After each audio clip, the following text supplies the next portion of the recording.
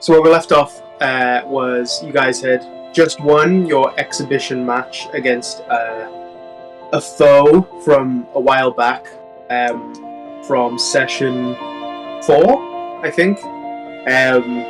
You finally put to rest the Iron Golem that had nearly crunched Samura in the sealed up treasure vault behind the wall of one of the basement in AO Main House, which had gone missing after it rampaged through Baldur's Gate. And yeah, looking to fill in the time in between what you were doing, you decided you wanted to go back to Westgate and do some fighting in the arena, and you crossed paths again. And yeah, you guys won after placing some bets. So you guys have won the money you placed back, plus any any improvement on that number from the bets. You guys have won the pot, and this kind of blanket term boon that was offered on behalf of the lady, which obviously Samurai, who you know to be Lara Thylar, a consort of your father figure Avarandax. So we kind of pick up there, and we'll kind of continue the trend of how we've been playing these last 3 sessions, kind of more zoomed out and less in the moment. And we'll just kind of go bit by bit. While you're in that moment, in the as the voice announcing the fight says that you've won and the Iron Golem is defeated. Is there anything you'd like to do down in the arena, or what's the next thing you would be doing? Are you guys just waiting for your gifts or whatever, or tell me what you want to do?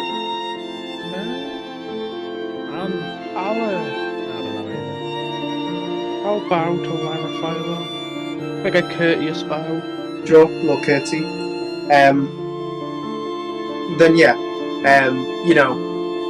You hear over the voice, just that kind of same thing, announcing that you'll be taking the pot, which was the pot from previous people who'd entered was now up to 5,000 gold. So that pot alone is 5,000 gold, and this boon, which for the sake of simplicity, this boon, even though you haven't spoken to Lara Thylar yet, because I'll kind of leave that up to you how much, if at all, you want to do that. This boon will just mechanically elevate Samura to the same level as Anya and Eartha. So Samura, you are now not under-leveled as you have been. You are level 9, I think? I believe so. Yeah, so you've gone from level 7 to level 9, and we'll call that your boon, just to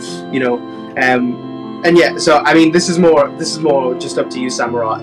Do you want to have a real conversation with Samura, or with Lara Thylar, or do you want to just exchange pleasantries as she elevates you? What level do you think you would go into then? I think that would be a real conversation, but I think for the sake of this, we can kind of just I just want it to be known that it would be like a courteous, I'd play the role of a royal, where they talk about their pleasantries and their days for no reason. Nobody cares for a couple minutes before they get into any real conversation. Then describe my meetings with my father and my falling out with Tiamat. Mm-hmm. And then somehow that would end up with her probably offering to help me out with that level deficit. Yeah, as you describe, I found Avarandax and blah blah, and you make it known that you've chosen to abandon the path that Tiamat had laid before you, and she notices Lara Thylar is very old, very wise. She notices that compared to your friends, you are lacking now that Tiamat's gifts have abandoned you, and she kind of still the first time you'd met her, she was known as the Bride of Lightning, adorned in blues and golds, her face hidden, that is the guise she takes now, currently, with like a golden blue veil that covers her face. You see as the wind whips it slightly, and you see some of her facial features. You see she's smiling, and she places a hand on you, and you feel just power and lightning surge through you. You see she restores your the gift of mage armor that Tiamat had given you, and you see this translucent armor cover your body, just like similar to Eartha's, but spectral almost. And whereas Tiamat's was a dark, had this dark purple. the purple, this purple light.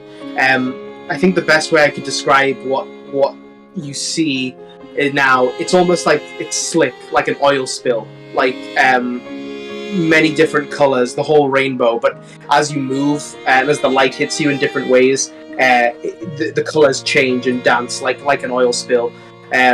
Pinks and blues and greens and yellows dance all around you, swirling. But yeah, so you have your mage armor returned, as well as those 2 levels that you were lacking. You have the exchange with her that you desire, so just again, we'll just go through this, and if there's anything else you want to rewind and go in more detail. So otherwise, from your bets, you bet altogether, 4,646, and it was a 1.5 increase, which, to my surprise, actually means it's 6,969. So you turn that 4,646 gold into 6,996 gold, which is returned to you, and then you get the pot, which is an extra 5,000, and the boon that was given to Samura. So that's 11,969 gold. If you want to parcel that out or put it in the I think we should take back what we bet, plus a nice bonus from that, and then put the rest in the hole. If you want to take a bit more, so Samura, you bet 226. We all took about 200 to 250-ish. Why don't we just all just take 300 off the top? That puts the bag to 6,069, which is quite an even number. Right. 6,069. Well, there's still the 5,000. You won 11,969 in total. I've already added the 5,000 to the bag of holding. No worries. So you guys can do that. You take 300 each for your personal coffers. If you need more than 300 for something, you're most likely making the decision with worth. Like, it's probably something big. So I guess the question is, just so I definitely get this right, let me pull up the calendar.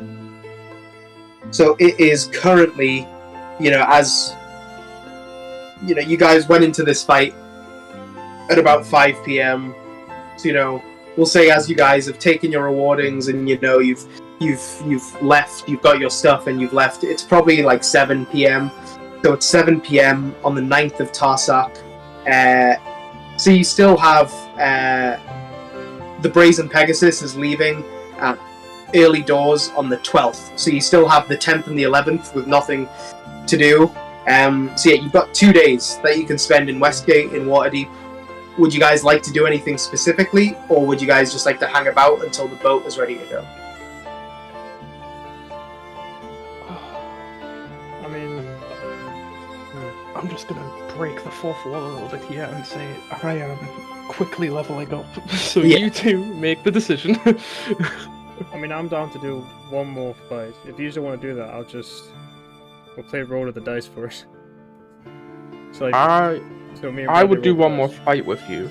I'm 5th. I've got a 5th level spell now, so we could always abandon the boat and teleport, or I could get something else and we could go with the boat. I'm thinking, get something else and we'll use the boat. I feel like we should use the boat. I mean, you've told them to wait. We should really... Yeah, it would be kind of cheeky to say, can we catch a ride, and then just not spinning up. That's why I said we should use the boat, but you know, we have options here. To be fair, we've got nothing to really do in Westgate, so it doesn't really matter what we do, whether we just browse around the town, or if you guys, I won't, but if you guys want to enter another fight, then you're more than welcome. We could make more money. Well, we have a lot of money at the moment, but I feel like we can make more.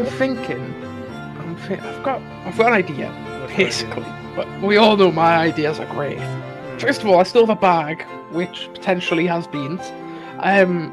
But secondly, we could always, just for the crack of it, if Jess does or doesn't want to fight, we could go in to the arena, me v you, or me v you v Jess. No gold on the line, no bets. We have the money to revive each other. We can pay the guy to revive each other and just brawl it.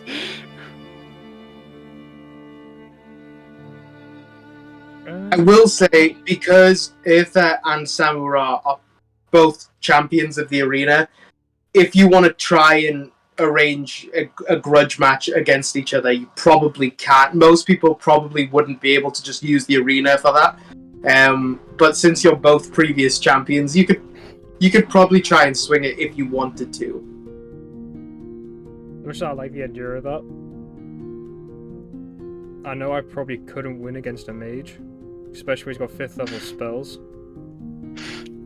Yeah, but he's only just done his last 2 levels, so he doesn't really know what he's got. This is Jackson. He probably had this plan. Yeah, but I want to point out, I'm just going to be fair and clear here, because Ellis does not realize how badly screwed he is. I have polymorph 3 times and 3 T-Rexes. Sure, yeah. Yeah, there is that. Yeah.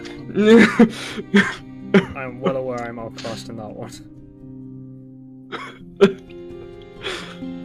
That and I don't want to waste money on reviving me, because I could revive Jackson, but it couldn't work the other way around. Do you want to just go and see what fights there is? Sure. Pick like a... Jess? Mediocre one. Are you wanting to fight, Jess? Or are you wanting to join us? Or you want to sit it out? Sure, why not? Probably going to regret saying that, but what I was going to say, before we kind of leave the arena, or before we kind of leave the stage, I want to whip out my violin. Oh yeah. And play a classical rendition of We Are the Champions as we exit the stage. So I feel like beautiful. Finish it off. Yeah. Crowd loves it. Crowd loves music. And you guys have just fought a hard fight. Yeah. So you've all earned yourself some acclaim there, and actually, technically now as well, you as well, Anya, having been in that fight, you are also a champion of the arena. So you've all won yourself some acclaim here today. And yeah, if you guys want to go ahead and have a further fight, I don't think it's worth actually playing the fight, because especially, I think the Iron Golem was challenge rating 16. So you guys did pretty good. But we're slightly running out of time to finish this campaign. But we're not super in a rush. And there's not a whole lot to get through this session. We just kind of need to be on the boat this session if you're going to take the boat. So what we could do is we could just zoom out and just roll some general dice. So what kind of thing? We'll say if you wanted to, you could do a fight the next day. So it's currently the evening of the 9th. You could do a fight on the 10th or the 11th. You know what? Just for the sake of slight realism, we'll say the 10th is too soon, because it just happened to be that there was a fight ready to go. But on the 11th, you can arrange another fight, all 3 of you versus... What do you want to fight? Not specifically, but what kind of thing would you like to fight? A monster, a group of fighters, a beast, what kind of thing, and we'll see, we'll negotiate, we'll see how realistic that is, and then we'll just roll some general dice. We won't actually play through the fight. What would I like to fight? What would you like to fight? Because I'm down to fight pretty much anything. Do we want a challenge, or you know what I mean? I'd probably go for a challenge. I want to fight like a speaking creature. Like not so much any intellectual, communicative creature. Mm-hmm. Not a golem which has fire eyes.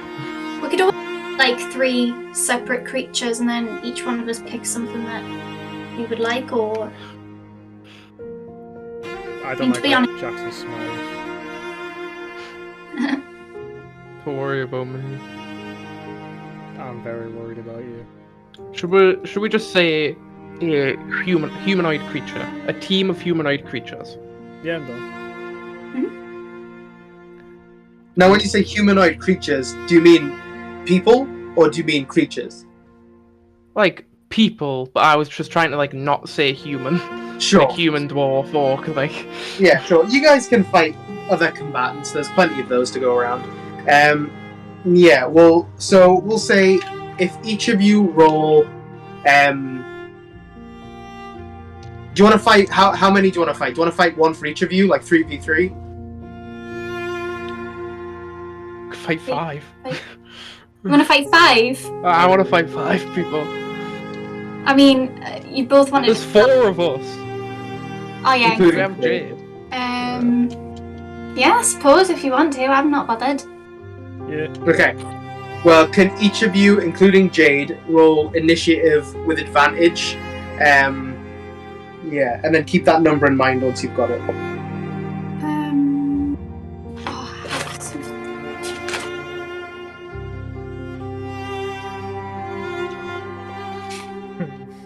I like when Jackson says no. I didn't say no, I just moaned. Sure. Okay. That was weird. Brad. Okay. Yeah. My phone's dead at the minute, so I can't check my special items. But do I have something in my kit that in my file that adds initiative?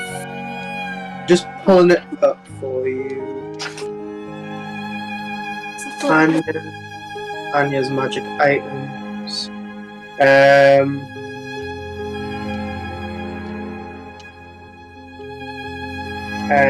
I don't think so. No. Your Sentinel Shield gives you advantage on initiative rolls. But you already have advantage. Yeah. But good catch. No plus anything or.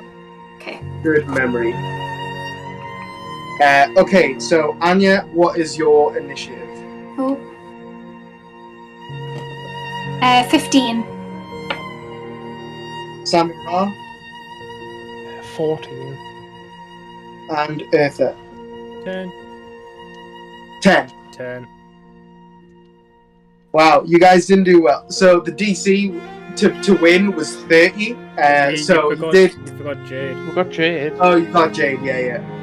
That's a 17. 17. Okay, good job, Jade's there, because otherwise it was kind of close. Yeah. So you guys win. We'll say it's not much of a fight. So did you guys want to bet on anything, or did you want to just fight? Nah, just fight. Well, we can bet some stuff if you want. I think just fight, really. We've earned enough money. Yeah, I don't want to run them dry. That's true. It wouldn't be a huge increase. You'd only earn like a 1.1, Yeah. 1.2 increase. So you'd only get like 0.2 increase on what you put in. Just leave it. Then yeah, you spend a few more days just kind of slugging it in the arena, doing whatever you like, and then yeah, eventually it's the evening of the 11th. You're still in Westgate, and you're leaving tomorrow morning-ish on the 12th from the dock ward in Waterdeep. What would you guys like to do? Would you guys like to head back this night or tomorrow morning? Where are you guys? Where have you guys just been staying in an inn? Have you been going back to Waterdeep? What's the vibe? think I probably would have stayed in. I don't know what the others would have done. I would have stayed in Aurora's Emporium in the back room, most likely. I would have like went up and said like, "Can I stay here?" And she'd be very awkwardly trying to say no, and I'd be like, "Oh, thanks." So nice of you. Yeah. Well, I've still got the key, so I'm just gonna. Completely oblivious.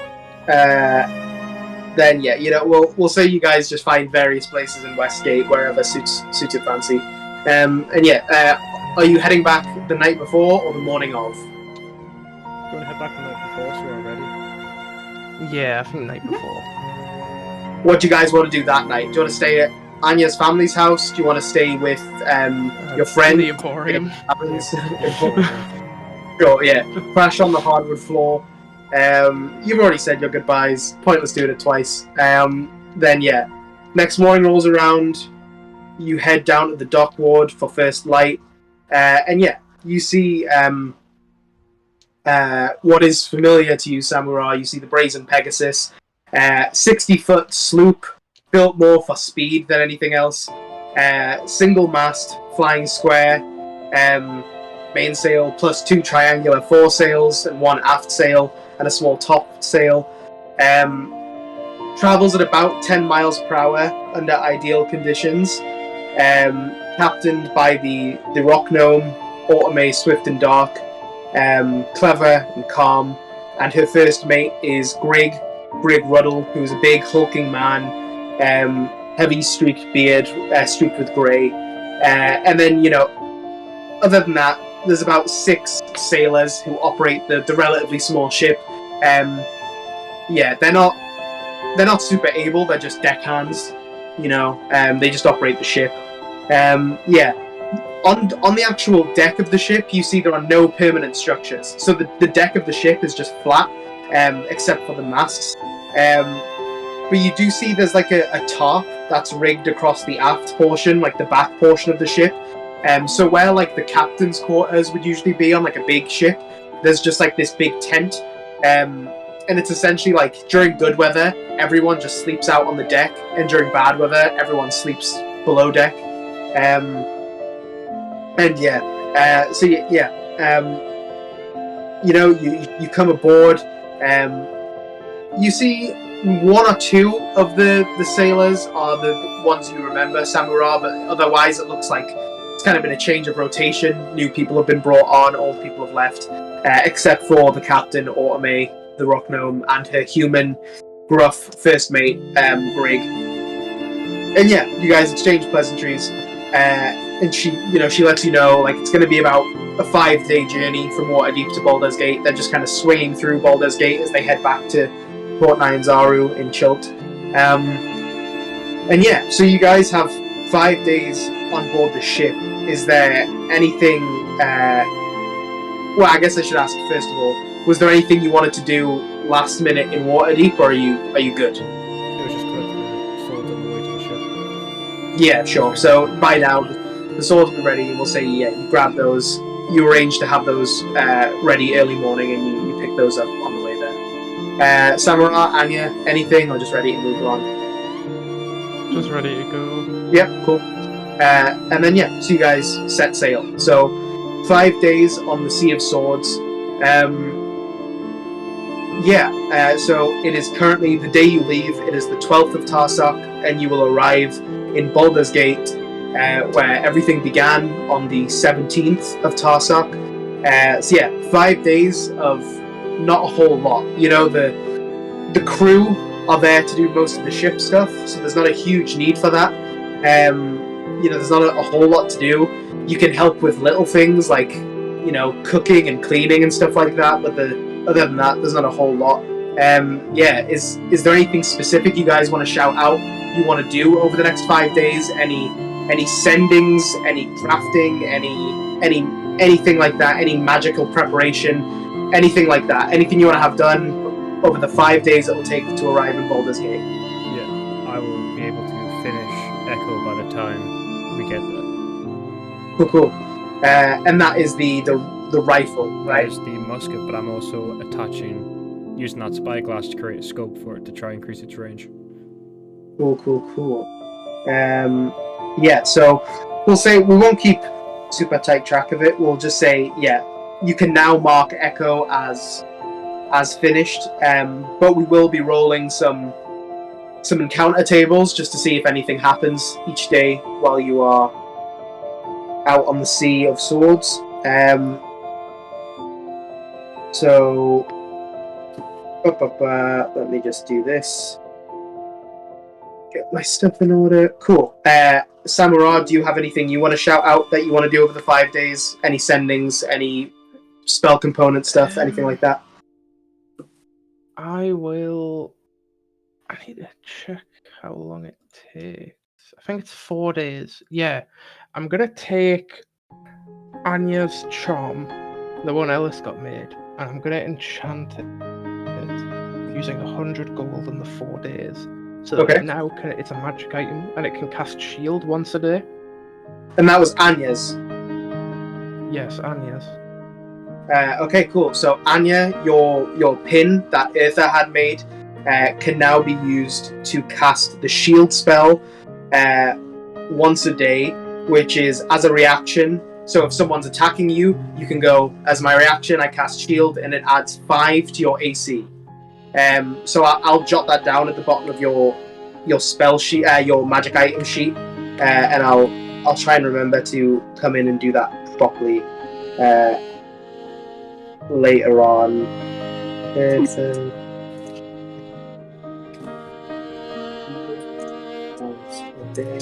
And anything else from you, Samurah, that you wanna have done over these 5 days? No. Cool. I'll be 1 day into doing Earthas. Okay, cool. Cool. And what about you, Anya? Do you have anything you want to shout out over the next 5 days that you want done? Any sendings? Anything you want to do? Anything like that? Not really. I probably when you were saying before, is there anything you want to do on the ship to kind of like help the crew? I'll probably just be entertainment for the 5 days we're on the ship. Yeah. So probably the first night, and totally up to you, Eartha. But you've expressed interest in cookery in the past. There isn't like a chef on the ship, so on evenings and stuff, if you do want to step in and take care of some of the cooking, you can feel free to do that. And probably that first night, that first meal, some of the crew will ask for some music, and Anya, you can feel free to oblige. And yeah, probably more so. And I mean, Anya and Eartha, same goes for you if you do want to shout anything out, but just more so Samurah, because you already know them. Is there any conversation you'd like to have with Automate? Or is it just general, like, thank you, blah blah blah, nice weather, blah blah blah, or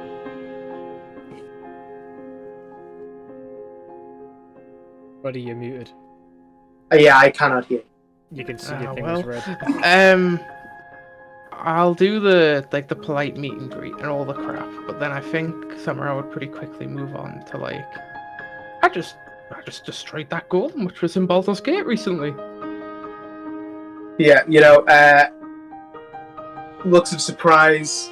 They ask you to tell the story in more detail, and Eartha can chime in as he cooks. Anya can put some of it to a tune at the night, and you recount the story to Automate and Greg and the rest of the crew, and yeah, so we'll kind of leave that there. And I guess so for the 5 days, we need to roll a random encounter each day to see if anything happens on each individual day. Do you guys just want to take turns doing that, or do you want me to do them, or do you want someone to do them? Do you want to elect someone to do them? How do you want to do it? Jess. Sorry, what was that? I didn't catch it. I was writing. Jess can roll. What am I rolling for? The encounters.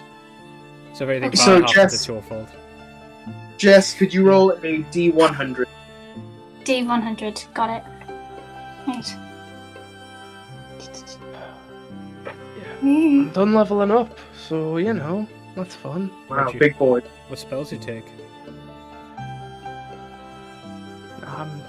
Played the 5th. No. Got 15. 15. The first day passes uneventfully. We'll go around the circle. Samurah. I don't like it when it's my fault. 25. Dragon tail appears. That's alright, I'm chill with one of them.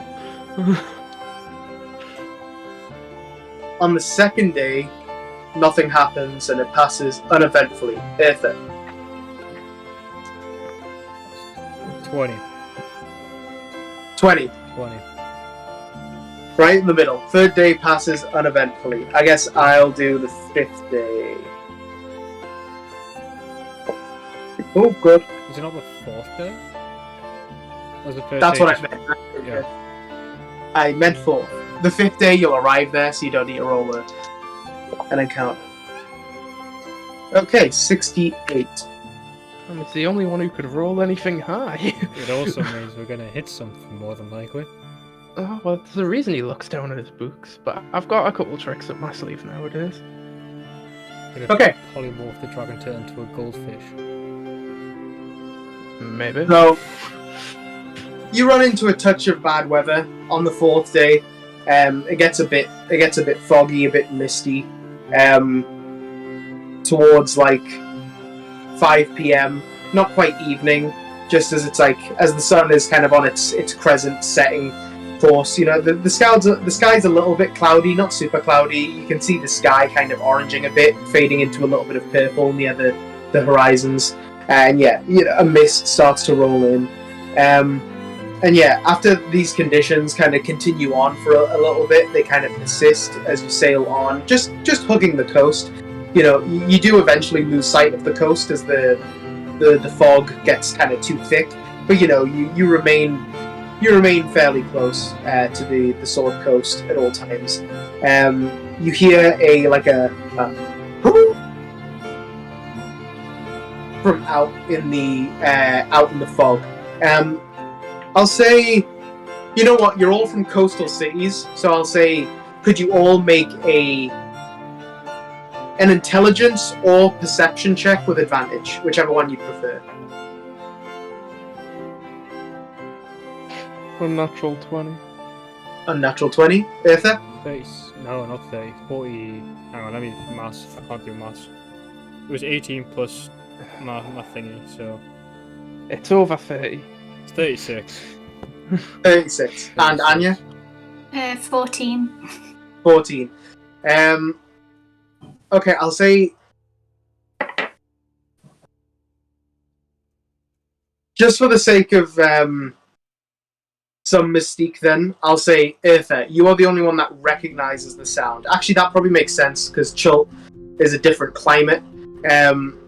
But yeah, so Anya and Samura, you hear this sound, this almost like a horn of some kind from out in the fog.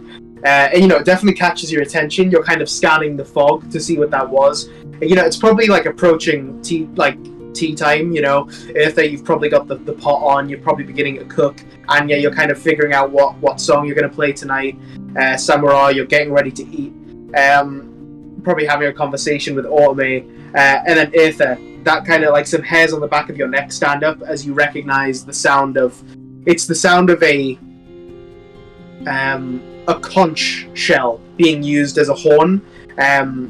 You know, there is a particularly hostile type of aquatic folk called Sahuagins that are, you know, they're essentially fish folk that attack coastal settlements and ships. This is what they look like, how you're familiar with them as looking like. And they fashion conch shells into battle horns to signal their raiding party. And yeah, you see Automate and Greg, the captain the first hand, being as experienced as they are, also recognize the sound, and they kind of, you know, they begin tapping their sailors and kind of rushing people into shape.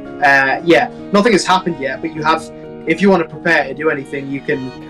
Because this would be the day I finished Echo. So can I go?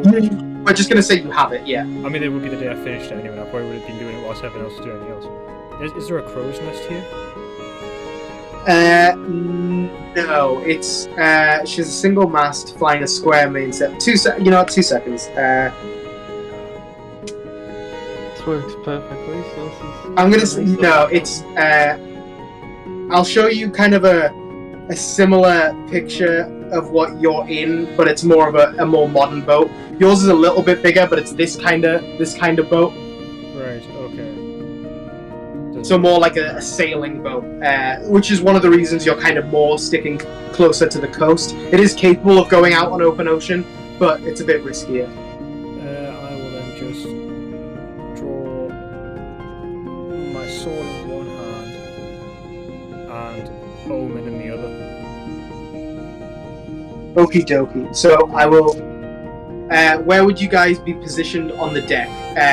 Eartha, where would you like to be positioned? Like near the Like the, right the, in the where? In the middle. Right in the middle. Samura? Oh, I'd be with Automate, who I'd assume is most likely captaining the ship at the steering wheel. Sure. So you are with Automate underneath the top. And Anya, do you have anywhere specific you'd like to be? Anyone you'd like to be near? No, I'm fine just on my own. I'll just place you down under the tarpaulin as well. And then, yeah, you actually kind of begin to ease off after a little while, and you see definitely some of the more inexperienced sailors, after like 10 minutes, kind of begin to relax. Kind of assuming the danger is gone. And you see one sailor who's kind of leaning against, kind of looking off the side. You see a spear just sticks through their chest with a rope attached to the bottom, and they get pulled over the side of the boat, and you hear as they splash into the ocean. And Automate kind of runs to the side and kicks the anchor free, which begins to plummet to the seafloor. And Grig and Automate ready their weapons as some of the sailors begin to makeshift weapons as well. So I'll ask you guys to roll initiative, please. We'll go reverse order again. Eartha? 15. 15. Samura? 11, and Jade's is 19. And Anya? 9.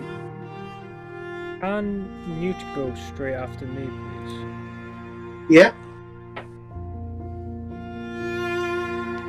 Cool. So, at the top of the round, you see a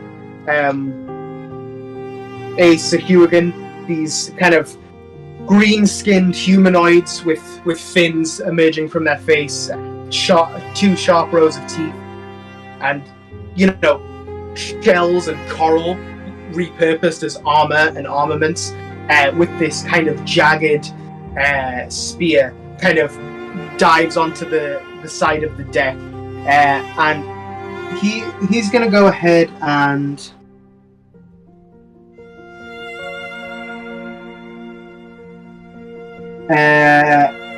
he's closest to Eartha, so Eartha, he's gonna take one bite and one spear attack at you. So with the spear, that's 15, that's 17 to hit. Misses. And then with his bite, that's 19 plus 3. Yeah, 22 to hit. Yeah, that one is. Okay. It's not a lot of damage on that.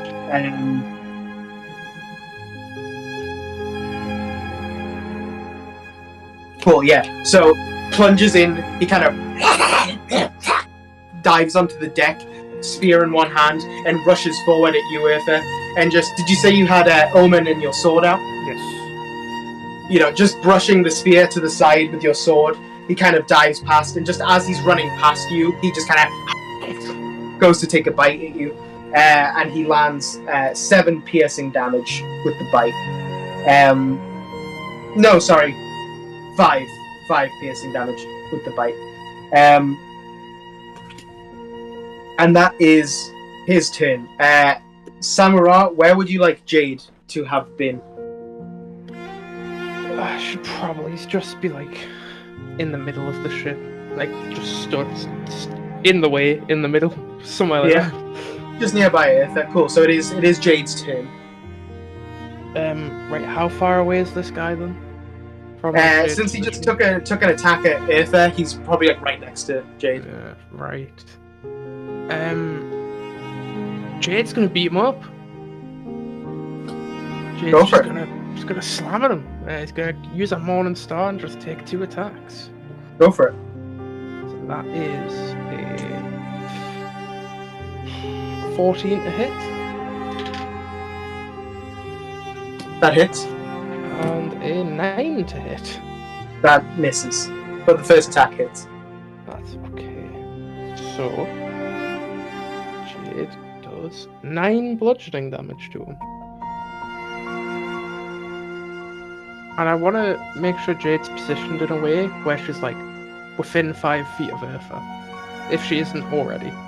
Yeah, she already is. So yeah, Jade kind of pulls out the Morning Star, and just as this thing bites into Eartha, it kind of latches on to Eartha's like kind of. In fact, most of the bite is in the armor, but some of the teeth are kind of digging into some gaps, and Jade just kind of smacks it on the back, like on the nape of the neck, and it and kind of roars and skitters away, kind of preparing itself for the spear again.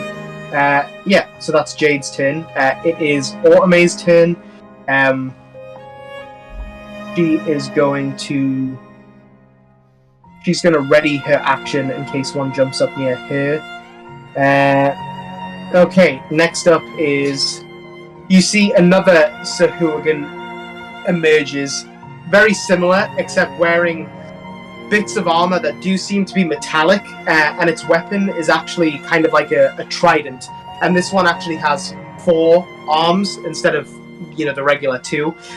This one does appear to be the leader, like the strongest. And you see with all 4 arms, it kind of crawls onto the deck, and it stabs up with its trident. And it's going to... it's up top. So it's going to attempt to throw its trident at Eartha.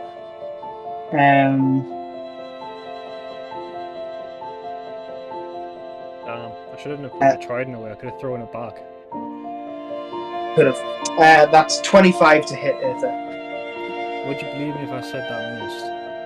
I would not. Well, you would be right to do so. I can be smart sometimes. 3, 4... not much. 9 damage, 9 piercing damage total. Yeah, 9 piercing damage total.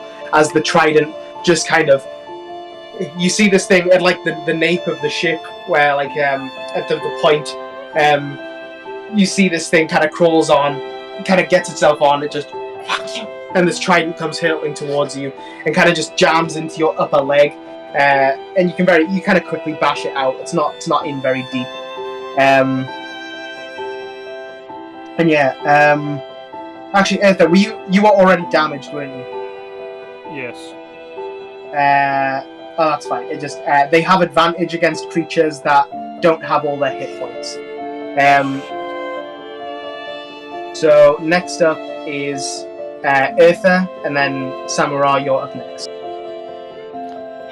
I'd like to look at the guy who just stabbed me in the leg. Well, point home at him. Take 1 shot, Action Surge, take 2 shots, and then use War Priest to take a 3rd shot. Yeah, go for it. Natural 20 on the first one. Double damage. Do you want to do that first since it's double damage? Or do you want to remember that? Something's wrong here. I just got another natural 20. Well, that's also double damage. Take them while they come. Oh, okay, that one isn't. That one's unnatural 20. that was a bit disappointing. Double damage, straight damage. So, double damage. 11 on the first shot. 12 on the second. So that's 23. 23. and then 10 on the last roll. So 33. 33. I would then like to put Omen away and 2-hand Flame-Cloak. Very good. Okay, yeah. So just 3 shots. The kind of the explosion of the barrel from Omen ring out across the nearby ocean as 3 bullets. You know, the kind of the reaction, kind of the muzzle flash lights up the fog, painting the area white for 3 seconds as each shot goes off. And yeah, all 3. And you see this thing is like quite hurt. You see blood, like this purple blackish blood pouring from each of the holes. Not dead, but hurt. And yeah, it kind of it doesn't have a weapon at the minute. So you see it kind of with both sets of arms, kind of cracks both knuckles on each hand, on each set. And yeah, Samara, it is your turn. I need a whistle First. for Newton yet. Oh, sure. I've got Newt just to go in and do a lovely tiny bit of damage. I hope. Nah, he doesn't even misses. Fair enough. So Newt comes in with tries to scratch with the talons, but the thing kind of flaps him off and he flies off in the other direction. Yeah, Samara, it's your turn with the first hand, with the first mate up next.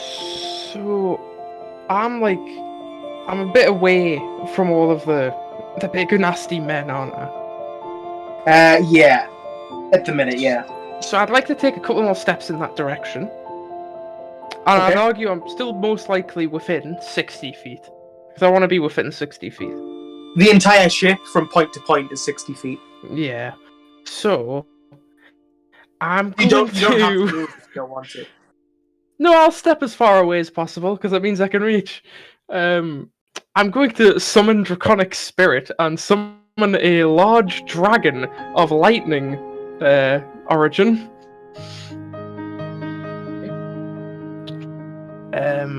Yeah, that's my action. And then, yeah, I think that's it. I think I'm just gonna say kill, and then it's the dragon's turn. Fair enough. So, it's not a spell I'm super familiar. Oh, it's a Fizzbands one. This is brand new. I just call forth. How does material work again? Do you only need the material if you don't have a spellcasting focus? Is that right? Oh, yes, but if it has a gold number, you need it, so I can't do it. Oh, right. That's true. I think that is true. Yes, so you can't do that, unfortunately. You need an object with the image of a dragon engraved on it worth at least 500 gold pieces.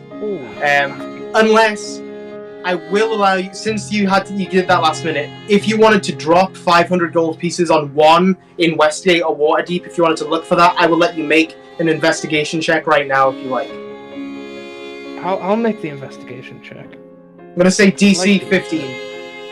I passed. I got 17. So you have what is it? An object with the image of a dragon. We'll say it's like a fancy, it's like a really fancy like teapot, a really ornate teapot with an oriental dragon engraved on it. If I take 500 gold, that would be It's not consumed on use. You can't be upset with me. Yeah, but it is not consumed, so that's it. It's done. Sorry, you lost 500 gold out with the 5 grand I earned you. Sorry, buddy. But now we're not at 6. We're now further away from 20. My aim is to get 20 before the end of this campaign. We'll get there. So just so we're all Draconic Spirit. Yeah. Do you want to read it? Sure. I call forth a Draconic Spirit. It manifests in an unoccupied space, which I'm choosing to be on the opposite side of the big one to which Urfa and Jade are on. Sure. Yeah. This corporeal form uses the Draconic Spirit stat block, which I have, and I'll do the attack next turn. You choose a family of dragons, so I am choosing, I believe, metallic is the lightning dragon, or is it chromatic? No, chromatic. You want Alright, so yeah, chromatic, so I'm choosing lightning. The creature resembles a dragon of the chosen family, so it looks like a lightning dragon. Like my dad. which determines certain traits in the stat block, like resistances, and I get a shared resistance to lightning as well because of that. The creature is an ally to me and you and all of my allies, and it obeys me if I tell it what to do. No action required. If I say nothing, this is why I said kill. It just tries to get away. It just dashes to avoid damage. Okay, fair enough. Yeah, cool. Yeah, nice. Dragon, maybe. I'm just quickly running my eyes over it as well. Yeah, cool. So, yeah, it says corporeal, so I don't think it looks spectral or anything. It just looks like you've summoned, like we'll say it's got some kind of energy, like the tips of its scales and horns and jagged bones and stuff like that. It's kind of got like this lightning energy, kind of spirit, like fading into the background. It does look kind of spiritual. But yeah, otherwise, at the tip of this ship, this blue dragon just kind of clambers on to like the tip, and yeah, it's ready with kill. And it's its turn right after yours.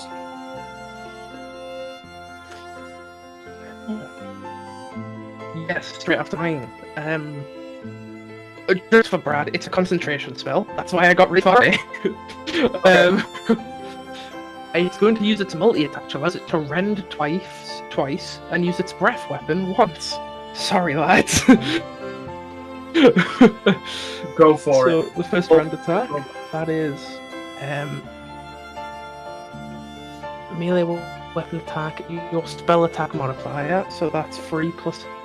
Oh, actually, my spell attack's using my thing, so that needs to go up to 9. So that is 12 to hit. Hits. I believe.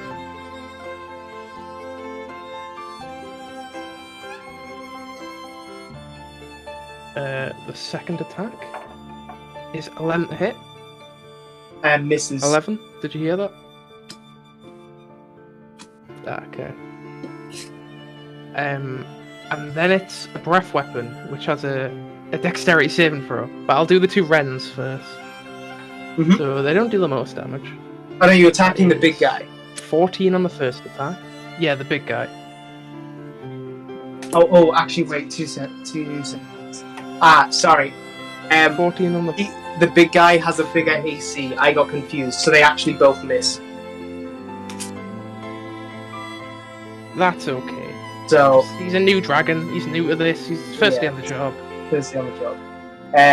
Do you want to use your breath weapon, or does he have to recharge his breath weapon? Do you want to save it, or does he just get it? No, he just gets it. Yeah, because it's not super powerful. So I'm yeah. gonna use the breath weapon. No. Yeah, so 30-foot cone. I think that hits Eartha. It is kind of what I'm trying to get at. Yeah, it'll hit Eartha and Jade. Yeah, but I think Jade is immune or something. No, she's not. Never mind. Yeah, I'll use it still. I'll just go for it.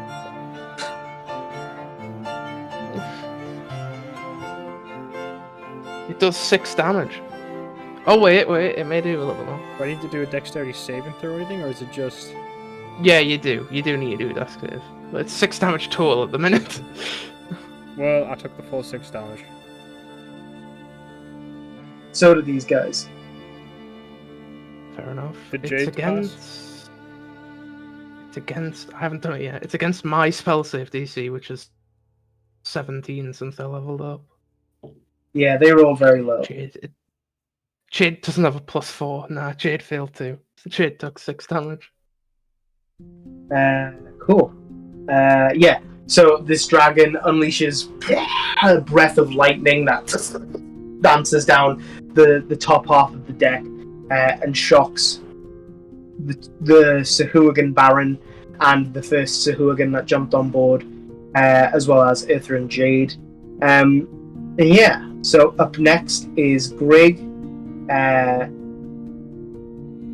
Grig is again going to ready his action for anything lower down.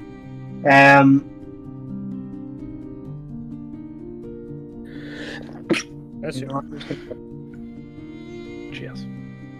You're welcome. Okay. So Anya, it is your turn. How many is there of the what did you call them? How many is there basically? You can see their four-armed leader, their Baron, at the top of the ship, and then there appears to be another one that is kind of locked in a fight with Eartha and Jade, and you can see another one crawling up the other side. There appears to be 3 in total. Okay. I'll get the one that's crawling on the other side. Sure. And I'm gonna cast Phantasmal Force. Okay, yeah. So you need to make an intelligence saving throw. They are not very good at that. Yeah, they got 5 total, so they fail. Okay. So each round on my turn, I can deal 1d6 psychic damage to the target through the phantasm. Okay, what?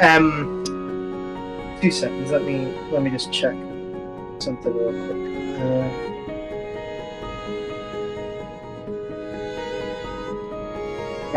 So you craft an illusion that takes root in the mind of a creature that you can see within range.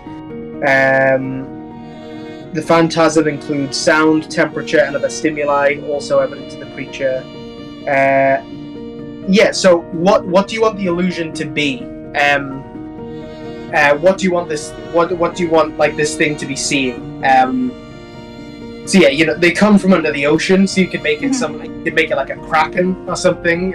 You've seen one, so you can picture it perfectly. Yeah. What do you want this spectral phantasm in this thing's mind to look like? That's dealing damage to it. Well, ideally, I want it to be something that it's most terrified of. So, do I have to make some kind of check for that? Yeah, we'll say I'll give you advantage because in our session 0, you did say Anya probably read a lot of books about monsters and stuff.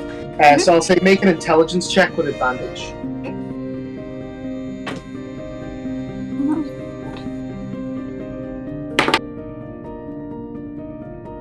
Okay, I got 21. 21. They have a very old beef with they're called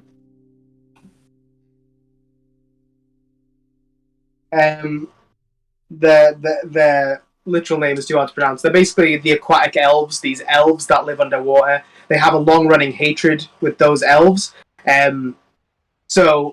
But in terms of terrified, they worship a shark god called Sekola. Anya, make a quick religion check. Oh god, okay. Jackson, was that the god that we faced in Baldur's Gate 3? You're muted again. I was thinking about that card. I got 23. Don't know how. I got a natural 20. 23, cool. Sometimes gods have avatars. They have humans that represent them that they can inhabit. And Sekola's avatar was called the Shark Father. And this was the avatar of Sekola, just this gigantic shark. These are all Sahuagin swimming around it. So you think if you summoned an image of the Shark Father,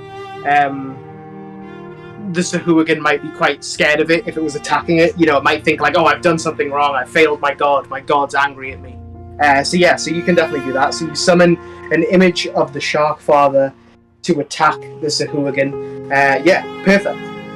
Do you deal damage this round or is it next round? Don't know, because it just says each round on your turn, so I'm not really sure whether that includes this. We'll include this round. So roll the damage. 3. 3? Cool. Good turn. So up next is that Sahuagin that you just hit with the Phantasm. So does that affect his turn at all, or is he just... Let me look at the expanded.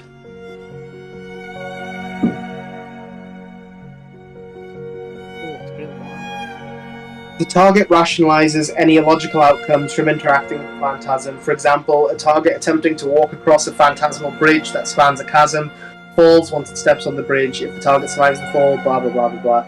An affected creature is also convinced of the phantasm's reality. Okay, yeah. Well, I'm just gonna say he's gonna spend the rest of his turn being scared of it and finishing climbing on the deck. So he's just gonna end his turn on the deck, not attacking anything. It is the first Sahuagin's turn, which is gonna attack Eartha again. First with the spear, which misses. Then with the bite, which also misses. It is Jade's turn.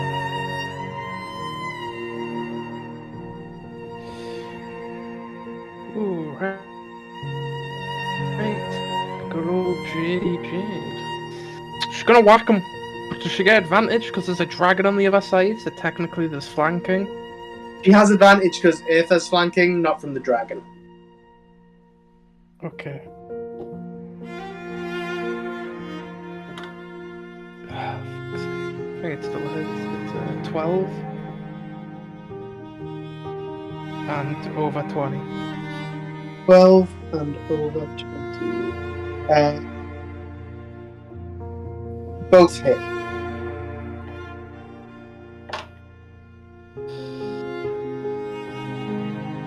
$15 damage total after 2 swings. Was she using the Morning Star? Yes. Cool. Yeah. As this thing is just kind of like, it's kind of trying to climb on Eartha and just bite at Eartha's head, Jade just kind of grabs it and pushes it to the ground and just begins like wailing on it with the mace. And you can see she's just like collapsing in. It's like its head and its chest. She's just collapsing it in with the Morning Star. That first one is done. Up next is Automate, who is going to rush forward and attack. Or she's going to move half. Actually, no, she's going to use her full. She's going to use 60 feet using her action to get right up to the front. And Grigg will also do that later. So up next, it is the Baron. So the Baron is going to attack Automate. Yep, they hit in 3 damage. Yeah. So this thing doesn't have its trident.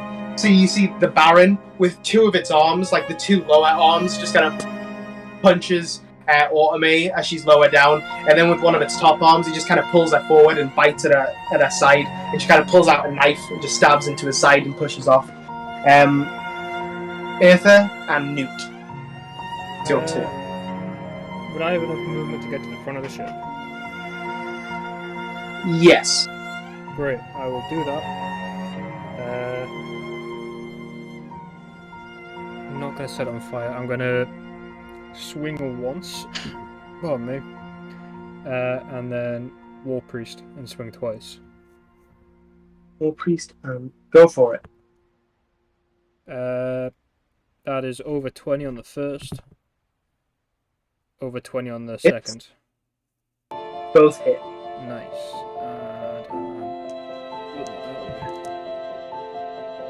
That is 13 on the first hit, 13 on the second hit. Very good. Okay, yeah. Looks pretty rough. Not quite down, but you know, pretty roughed up. Yeah, cool. Is that your turn? I'm going to send Newton for a flyby with Shred. Tactics, he gets advantage on a crit. Oh, and you boom 5 feet, so he gets advantage on an attack. Newt rolled a natural 20.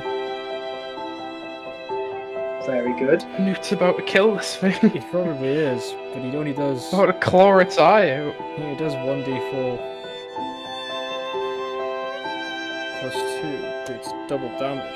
2, 3, 9 damage. And 9 damage. 9 damage, and he flies off again. Cool. Yeah. So you see some kind of like, as Newt comes back in, scratches the face with the talons. You can see one of the fins at the side of this forearmed brute's head is kind of tearing off slightly. And yeah, he's as he flaps Newt away. Samura, it's your turn. Followed by the dragon spirit. Am I within... I want to get 30... with 20 feet of movement, can I get within 30 feet diving down at the big guy? With 50 feet, did you say? I've got 20 feet to get into position, because I need 30 feet to, like, you know, dive and, like, swoop in at him. From the Baron? To the big guy. You're currently 60 feet away. Right, okay. I'm gonna fly, like, just 50 feet towards him, but, like, also up in, like, a horizontal line. Not horizontal, Sure. like, you know what I mean. And then I'm gonna cast Fireball. Because Remember, we're on a wooden ship. It's a good point, because I already thought, I can immune the bullies, but might be an L on my part to cast Fireball. No. I've got... You're gonna cast No, it it isn't right right. idea. Instead, I'm just gonna fly to where I said I was gonna fly, and I'm gonna cast Chromatic Orb instead. Just be a little bit more safe with it. I'm gonna cast the Chromatic Orb. I'll just cast it at first level. I'm gonna make it do lightning damage, because it's a little water guy, and electric likes to fly through water, so I guess it might work. Yeah, how do I do this again? Ranged spell attack. 19 to hit. That hits. Yeah, so it's 3d8 lightning damage he takes. Which is 4, 5, 12 total. And then it's a dragon spirit. Okay. Okay. Right. Dragon Spirit time. I'm just gonna do the same again. I'm gonna use the multi-attack to do both the rends and the breath weapon. So that's Can I use my inspiration on the spirit? Sure. Okay, because it was a nat 1, and I just don't want to hurt my friends at the minute, even though it doesn't know damage. You're about to hurt Sure. us anyway. Yeah, so I don't want to hurt you more. It was a 17 plus 9. And a 19 plus 9. I feel like it hits both times. Yep. So I'll do them too, which is 15 on the first attack, then 14 on the second attack. So that's 29 damage off the rends, which are piercing damage. And then You see, yeah, as this thing kind of just continues to do more damage to it, you see its last action is just that a limp blow on a conch shell pulled from its sash as that last rend just tears into it and it pulls it in half. Fair enough. Yeah, I won't use the breath weapon. I think it'll stop. There are other Sahuagins within. There's one more within range if you'd like to use the breath weapon. Is it? How many of my team am I gonna hit? Eartha and Jade. Sure, they have enough health. That's dex saves by everyone. Gotta beat 17. Oh, actually, wait, no, you'll hit you as well because you're now right up there. That's fine. I'm okay with that. Jade passes. You have to be. 17. Nope. And I pass, so we only take half damage. Oh, good for you.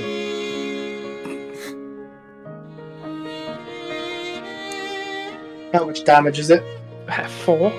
Half to 2. Bad news, I'm unconscious. I wish you were.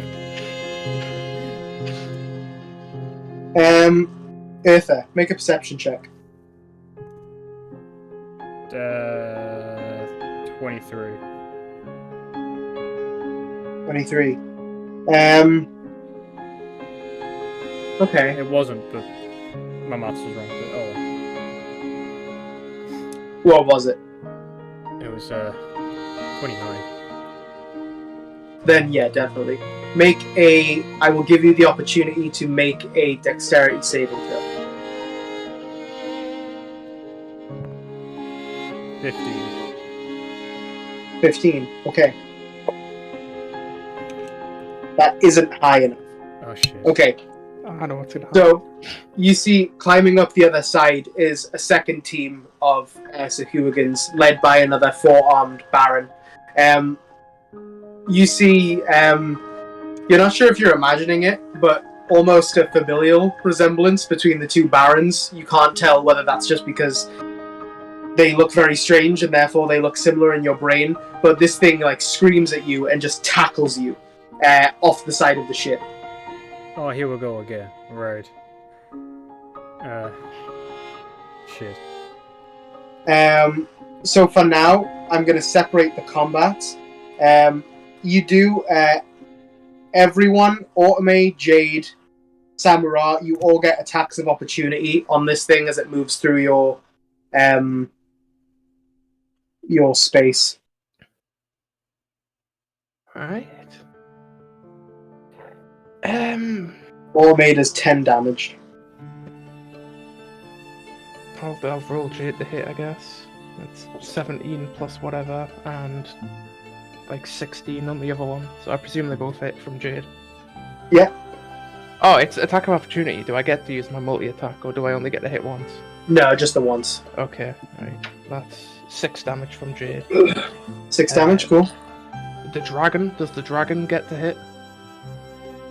I'll say you can choose to have as your attack of opportunity if you like. Yeah. Yeah, I think that's better. I'm gonna double rend it and try and stab it twice. But you only get the one attack. Oh yeah, still. Yeah, I'll still just do the rend. So that's 18 to hit, which I'm gonna assume hits. Yep.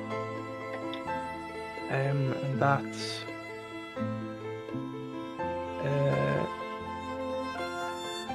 why is my head not working? 19 damage. 19 damage. Okay. Cool. Eartha, could you make another perception check for me?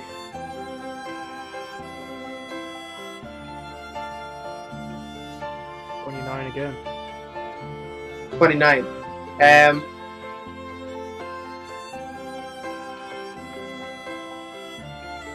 Eartha, could you make a Constitution saving throw for me?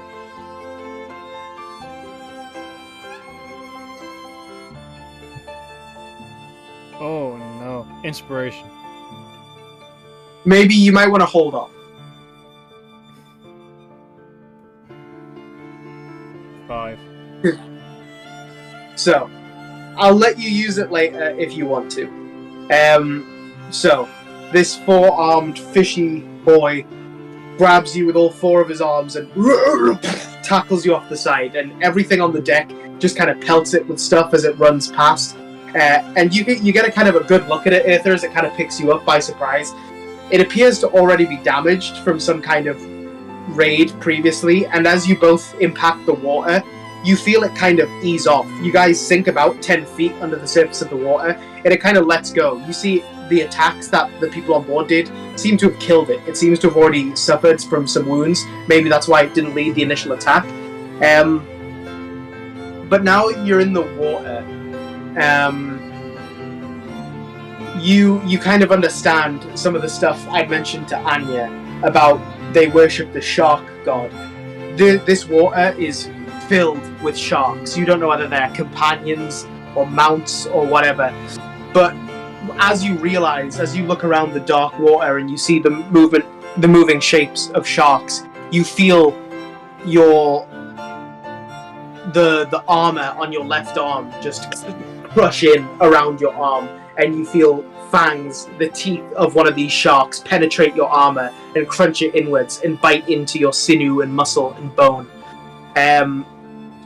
and this is something you had specified you wanted for Eartha, was to lose an arm. So with a 5 Constitution, you could lose your arm right now, or you can roll an initiative and attempt to maintain your arm and break free. It's up to you. Nah, fuck the arm. I don't want that shit. Then, as the metal of your armor kind of works with the shark's teeth, you feel like immense pain, and then just suddenly nothing. Even though you're still looking at this arm being gored and pressed in, you feel the pain kind of temporarily subside as it's just completely ripped free, and you see just this cloud of blood spill into the ocean around you and kind of fill the space all around you, just pouring from this hole. And you can feel a bit of stinging from the salt, but other than that, there isn't a massive amount of sensation. A lot less than you'd necessarily expected. And it kind of goes from feeling nothing to feeling an immense amount of pain, and you're not sure whether that's just because you can see it and you know in your head you should be feeling pain, so you're manufacturing that pain. But yeah, your entire lower left arm is just cleaved free as this shark kind of swims away in the other direction. Yeah, we'll call that there. Well, I'm gonna say, yeah, Greg is gonna dive off the ship and attempt to rescue you. I mean, I can get out. I've got a way of getting out the water if he doesn't want to jump in. He doesn't know that. Fair enough. So Greg is he's right at the side, so it's only going to use 5 foot of his movement, then use his action. I'm just going to roll a dice. If he rolls below 10 on a d20, he can't get you up. 15. Okay, we'll say he manages to dive in, kind of swims down a bit, grabs you with your one good arm, he kind of loops it over your shoulder, and he begins to climb up the chain of the anchor towards the deck of the ship. So you're kind of halfway up, you're slung over him as he's kind of climbing up the chain. Anya, it is your turn. What would you like to do? I am going to cast Sleep. Okay. Is Phantasmal Force a concentration spell? It's a concentration, but I am going to stop doing it because now there's more of them, so I don't really want to just directly attack one. Mm-hmm.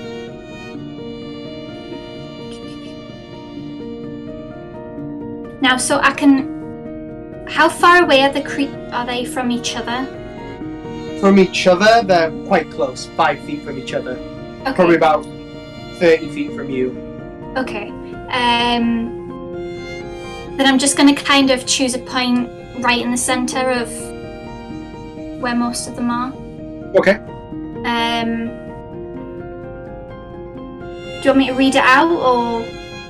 Yeah, if you don't mind. Is it just, is it one of those ones where you roll a dice equivalent to their hit points, and you have to try and get as many of them as possible? Yeah, it says roll 5d8. The total is how many hit points of creatures this spell can affect. Creatures within 20 feet of a point you choose within range are affected in ascending order of their current hit points, ignoring unconscious creatures. Each creature affected by this spell falls unconscious until the spell ends. The sleeper takes damage, or someone uses an action to shake or slap the sleeper awake. Subtract each creature's hit points from the total before moving on to the creature with the next lowest hit points. Cool. Yeah, cool. So yeah, roll that 5d8. Jackson, do you want to keep track? I've got it. Right. 3 on the first one. 5 on the second one. 1 on the third one. 6, fourth one. And another 1. Cool. 16. Cool. So that makes one of them fall unconscious. One of the regular Tehuagin kind of spear bearers falls unconscious. And you know what? At this point, I'm gonna say both Barons dead. A dragon you've just knocked one of them out just from afar, like waving your fingers. You see they begin to just jump back in the water. You get the sense they are now trying to escape. They are scared of you guys. You've proven to be too much. No, and a whole person on one of them. Wait, you've got one of them unconscious on your... That's fair enough. Fuck 'em. Well, you can hold person if you want that. I've just realised I can't do it if I wanted to. I've got to bend a bit of Oh. iron. How can I bend it? Am I just going to like put it against the wood or something? Sure. So I will say, for now, Eartha, just for the sake of fairness, you have 1 hit point, just because you're in a very fragile state right now. But the danger seems... This is an odd question. Can I cast mending on my stub? No, it's not. No. Can I cast cure wounds to cover them? Because it doesn't bring back, just to close it basically. Yeah, sure. So you can cure wounds, restore however many hit points that gives you, and you kind of close it off, and you begin to experience a bit of that kind of phantom feeling now that you kind of examine the stub once you're back on the deck. Can he be like sat down doing it, and I walk up to him and go to like when somebody's on the floor, and you go to pick them up by grabbing their arm, but just purposely put out the arm in which he doesn't have an arm to grab me back. Sure, if you wish, you can absolutely do that. Give me a hand. With the danger over, the next day you will be arriving at Baldur's Gate. The last thing, Automate kind of helps you bandage it up, Eartha, and kind of says like, I hope you know where you can get a spare arm. And she kind of finishes helping you put bandage on it as you cast Cure Wounds as well and heal it over. Is there anything else you guys would like to do, Eartha especially, in that time? I'm going to cast Send It, but I need to remember the name of the artificer, which is a bit annoying, because it was that long ago. I do remember. Okay. What's his name? Dude, That's for you, fine. Shit, right, read on. No, it's not that one. It's not the Carrion Crawler. My favourite plot point. Where did it come from? Where did the Carrion Crawler come from? When did we meet? You met him at the party. Oh, yes, right. Oh, there's the party. He had Samurai was disguised as a person, and he had a ring of true seeing on, so he could see through the disguise. But he didn't say anything too like outwardly obvious, so nobody else because obviously he didn't know I was disguised at the same time, but he also didn't reveal it. Yeah. I can tell you his name if you like. I think it started with a T, but that's my only I guess. thought it's somewhere. It was so long ago. No, that's Goblin Benny. Forgot about him. Should go see Goblin Benny. Is he still alive? I can't remember if we killed him or not. I mean, surely. You know, I mean, he was a friend, so you would hope that. True. His name was Abbott. Oh, there it is. It's on this page at the very bottom. Right, Abbott. Yeah, I'll send an Abbott. Okay. Hey, buddy. Cause I get it, because I don't have extra fingers. I joke too much. Hey, buddy. May need a new arm. Willing to pay if you could fix me up something. I'll be in Baldur's Gate.